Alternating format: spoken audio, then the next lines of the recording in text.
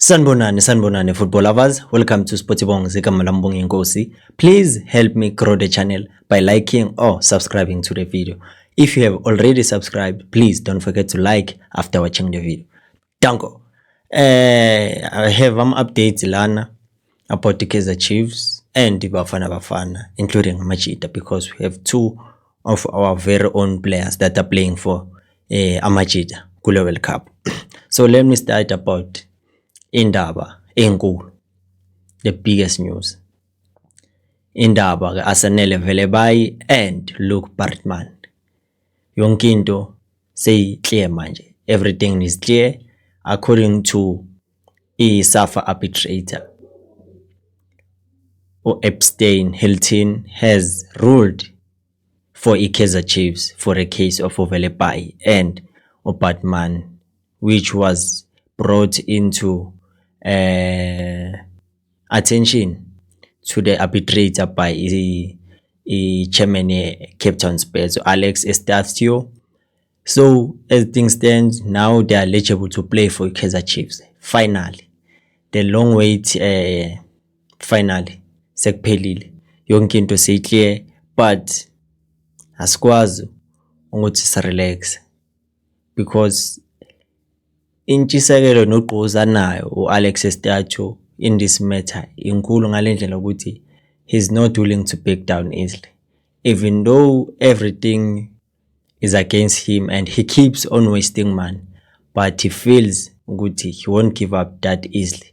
So for Kaizer Chiefs mele yazi ukuthi akusukuphela lokho, even though now they can be declared as eligible to play for Kaizer Chiefs, mele yonke into yabo yenze according to manje ukuthi badlale. So this is a wake up call to players like abo Pulemodi, Lilipo ukuthi now since these two players are declared to play, kusho kona ukuthi competition iyanyuka ke manje, namazinga okuzimisela mele akhuphuke. So sese nje lapho ke kule ndaba yakhe, because one thing I know for sure ukuthi he started ku DC and he failed Alex Estacio and then went to SAFA. So obviously he said that he's still gonna appeal. So kusho kona ke ukuthi uyisa ku FIFA ke manje, because after SAFA it's FIFA, and the FIFA indaba za localize ngene. It only gets involved if that matter involves a foreigner and a local club yasemzansi. But now because these two are local clubs whereby they both originate in South Africa, ayizingene ke SAFA. So I don't know ukuthi people baphethe mapha amaqhinga, even though you can feel for him, because now it's no longer a matter of letting players go, but ukhalela a compensation fee because of a development that they've invested in these players.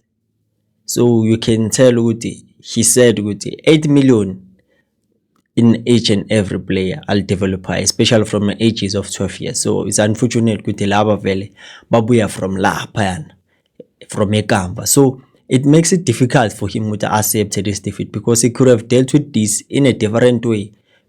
By the time Kaizer Chiefs yazofuna lama players lawa ithi bazobanika 4 million, you could have accepted it, but now he has to accept ukuthi the circumstances that he has to face now.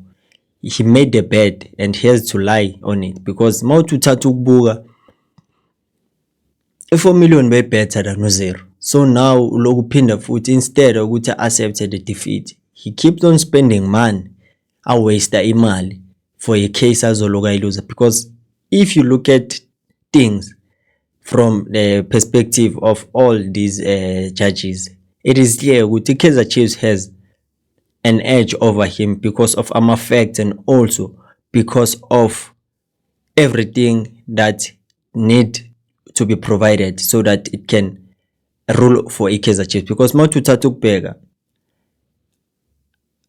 izinto zibekiwe, it is said ukuthi if it's him ayisekho ku jurisdiction of NSL, players vele become nullified. They can choose to go and represent any club of their choice because they are now declared as free agents.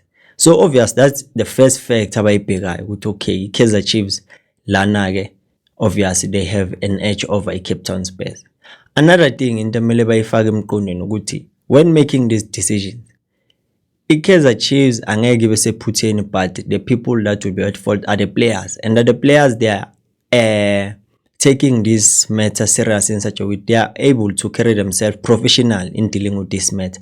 That's why we see it with the Kaizer Chiefs will always have an edge over Cape Town Spurs, because mawuthatha uyabheka these players is not like konke wrong abayenzile, but they are doing everything according to the book, because mawuthi uyabheka ukuthi it is stated ukuthi if ever players are becoming free agents, especially after the situation in Cape Town Spurs, ama-players bengaba at fault if bona they terminate a contract, or if they didn't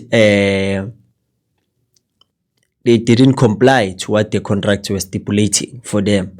But now it's a matter ukuthi everything they are doing, they do it according to the book. So there's no way ukuthi any judge can falter that, including i-Kaizer Chiefs. Yabo, manje mawuthi ubheka izinto ngelinyiso, you can tell ukuthi no, inkinga kahle kahle Alex, even though it is said from his side, because vele akomnani ukuthi ukhuluma abantu and then bahambe mahala, but he has to accept because everything is against him. Yonke ama rules, regulations and the laws are against him, because these things have been stated. If awusekho ku league under i-NSL, vele ama players can be nullified. If wena as a club kwenzeka ukuthi do a breach of contract or the players, that's when sekungaba khona ne concrete situation whereby ukuthi bangangenelela. But now everything is pointing ukuthi no, it's for i-Kaizer Chiefs. So konke lokhu nje so ukuthi waste isikhathi and nama resources for nothing. He just have to accept ukuthi no, bahambile, let me focus ukuthi ngiqhubeke doing the wonderful job that I do in terms of developing players, because imali ayispendayo angeke ayigain futhi, uzoloka lose. The best way ukuthi accept and focus ukuthi ayenze sure ukuthi team finds its feet again ukuthi babuye kwi professional level, because it deserves to be there. It has a rich history and a good history in the South African football. Yabo, so izinto ezina kanjalo. So let's go to iBafana Bafana and Amajita. These two boys, obviously Mfundo Vilakazi and Mphatwana, unfortunately Mphatwana huyo ongakabi ne good performance laphayana kule tournament, but uVilakazi he's making waves. So obviously we have to focus on the fact ukuthi manje even for Mphatwana, I think it's going to be a relief ukuthi makabuya he stands a chance ukuthi angadlala for Kaizer Chiefs, because seka declare ukuthi he can play. So it will boost his morale ukuthi naye akwazi ukuperforma better. But for Mfundo Vilakazi, yeah, sekuyanyukela ke manje, sekumele ayithathe serious this competition, because as they are going to play today versus Colombia, we are railing behind them ukuthi ba winner, because they are the pride of the nation. So it now is no longer about a team a favor my players that are from them, yabo, but it's all about supporting the nation, because it is important to do so. Because right now kuzoba nama fans ekhani sewazoyibukela Amajita, and then they will start making silly comments like no uyadlisa uPartman, uyadlisa Mfundo Vilakazi, uyadlisa uKekana, uyadlisa Smith Law, uyadlisa uT1, because beze nomqondo wama club we country whereby we are supposed to support national team, yabo, because now can is tournament iba serious and can abantu bazofika bayifakile ibuka, and I don't understand ukuthi from the first game kwenzakalani up to here, because kuzoba nabantu abazoquestion ama tactics ka coach, kunabantu abazoquestion indlela ama players adlala ngakhona, put not considering the fact ukuthi even though noma kuthiwa siyadliwa or we make mistakes, it is acceptable, because we are talking about ama youngsters here. We are not talking about established players, but it's all about them being exposed into such competition to allow them to grow in such a way ukuthi they'll understand ukuthi the standard of football evolve kanjena. This is how we are supposed to carry ourselves. This is how we are supposed to play in order for us to be that footballing nation that is going to cause stress to many footballing nations, because we won AFCON not by fluke, but it was because of dedication and hard work. So these players put their all when they play. It doesn't matter what the outcome becomes, but what is important is support with everything that we have. Kuthi lo udlalela Chiefs, lo udlalela Pirates, lo udlalela Sundowns, lo udlalela Swelele, it doesn't matter lapha, because each and every individual, they are there so that they can serve good the country. So asiyekeni lento yokusupporta abajita ngomqondo wokusupporta amaklabhu wethu. Siyacela bafethu, we have to make sure ukuthi we encourage, not bring down the spirit of the camp, because asikwazi ukwenza lokho. It is crucial now for us ukuthi siloku si-advance up until we find ourselves kuma stages whereby ukuthi singareach ama-quarters, ama-semis or ama-finals, uyabo. Because manje kuyofika abantu kuzothi hayi South Africa ngeke ilunge kwiClub enje. Kanjani? Because siyaqala ukubabukela and asazi ukuthi baphetheni when they are playing against the best in the world. Even the first game that we lost against France, I don't think we deserve to lose that one, because we created enough opportunities for us ukuthi singaywina leya game up until sidla i-USA sadla ne-Macedonia. So you can see ukuthi abajita baspana ngokuzimisela. Everyone is putting in the hard shift laphana ukuthi enze sure ukuthi they make nation proud. Then let's move to ama-seniors.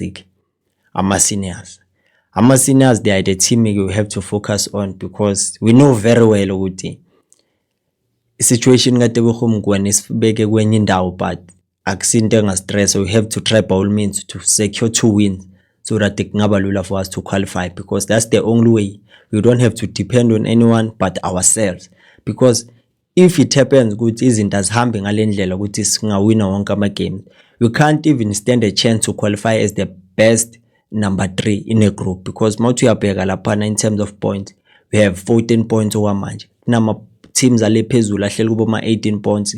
Khona ama teams afana abo Madagascar, abo Gabon, abo Rwanda. So you can tell ukuthi for us to qualify mele senze sure ukuthi sisebenza ngokuzimisela in order ukuthi to get that win, ukuthi sisoya ku FIFA World Cup. Now isikhathi sokudlala nanani. Unfortunately abanye babanjwa ama injuries, but some things that ngeke sikhulume because awuzikhethile ukulimala. But into engamelanga siyenze is to make sure ukuthi we bring down the confidence of the players and the camp singayi-disrupt. Make sure ukuthi we bring that vibe ukuthi siba motivational and encouraging to them, so that they know ukuthi we are behind them no matter what.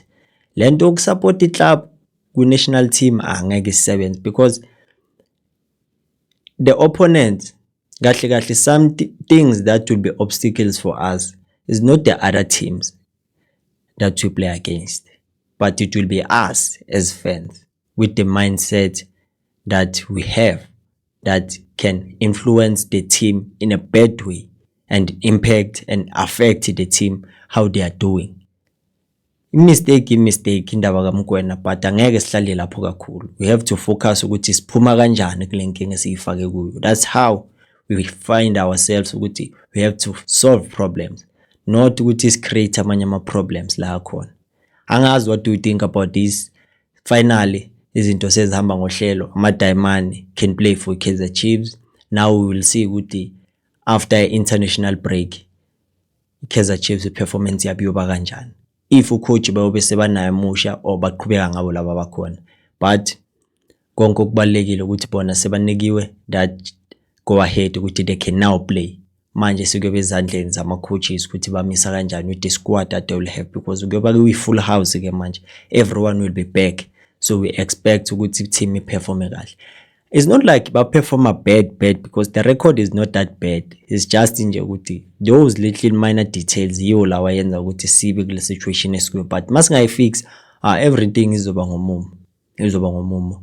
Thank you for watching. Ungakhohlwa ukulike no subscribe if you find the content very conducive